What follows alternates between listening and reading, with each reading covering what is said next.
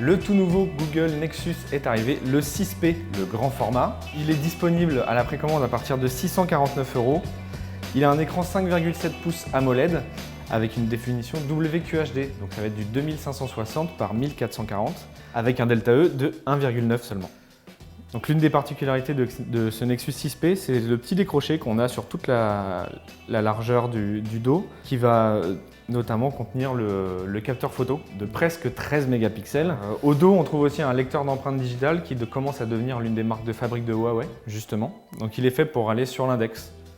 Il est fait principalement d'un corps en aluminium. Alors on a vu passer il y aurait quelques petits problèmes avec le Nexus 6P de construction comme on avait pu voir l'an dernier avec les iPhone 6 et 6 Plus. On l'a un peu maltraité. Il paraît aussi que le petit décroché en verre, justement complètement en verre, se casse. On n'a pas eu, voilà, pour être honnête, il est tombé quelques fois. On n'a pas du tout d'égratignure. Voilà, donc à voir. Est-ce que c'est quelque chose d'aléatoire? Est-ce que c'est un cas isolé?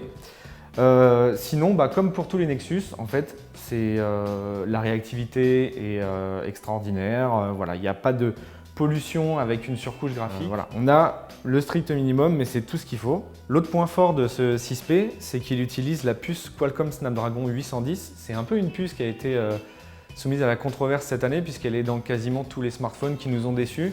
Ce 6P, c'est l'un des seuls aujourd'hui smartphones de l'année à utiliser correctement cette puce. La photo simple à utiliser, rapide.